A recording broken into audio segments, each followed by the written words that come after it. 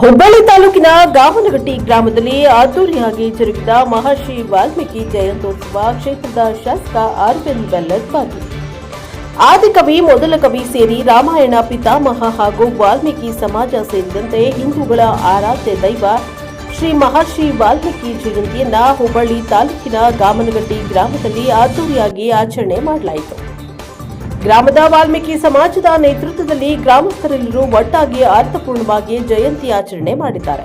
ಧಾರವಾಡ ಜಿಲ್ಲೆಯ ಹುಬ್ಬಳ್ಳಿ ತಾಲೂಕಿನ ಗಾಮನಗಟ್ಟಿ ಗ್ರಾಮದ ವಾಲ್ಮೀಕಿ ಸಮಾಜದ ಯುವಕರು ಹಿರಿಯರು ಸೇರಿಕೊಂಡು ವಾಲ್ಮೀಕಿ ಮಹರ್ಷಿಯ ಮೂರ್ತಿಗೆ ಶ್ರದ್ಧಾ ಭಕ್ತಿಯಿಂದ ಎಲ್ಲರೂ ಒಟ್ಟಾಗಿ ವಿಶೇಷ ಪೂಜೆಯನ್ನ ಸಲ್ಲಿಸಿದ್ದಾರೆ.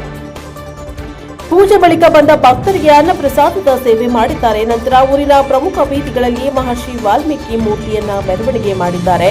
ಇನ್ನು ಮೆರವಣಿಗೆ ಮುಂದೆ ಡೊಳ್ಳು ಕುಣಿತ, ಚಿಕ್ಕ ಮಕ್ಕಳ ಕೋಲಾಟ, ಛಾಂಚ್ ಮೇಳ, ಮಹಿಳೆಯರ ಡೊಳ್ಳು ಕುಣಿತ, ಹಲವಾರು ವಾದ್ಯ ಮೇಳಗಳೊಂದಿಗೆ ಮೆರವಣಿಗೆ ಮಾಡಿದ್ದಾರೆ. ಶಾಸಕ ಅರವಿಂದ್ ಬೆಲ್ಲದ್ ಡೊಳ್ಳು ಬಾರಿಸಿ ಸಂಭ್ರಮಿಸುವುದರ ಜೊತೆಗೆ ಜಯಂತಿ ಮೆರವಣಿಗೆ ಮೆರುಗು ತಂದಿತ್ತು. ಜೊತೆಗೆ ಮೆರವಣಿಗೆಯಲ್ಲಿ ಯುವತಿಯರು ಆರತಿ ಹಿಡಿದು ಸಾಕಿರುವುದು ಎಲ್ಲರ ಗಮನವನ್ನ ಸೆಳೆಯಿತು. Bureau report Santosh Medar, NKS TV4 Hubballi.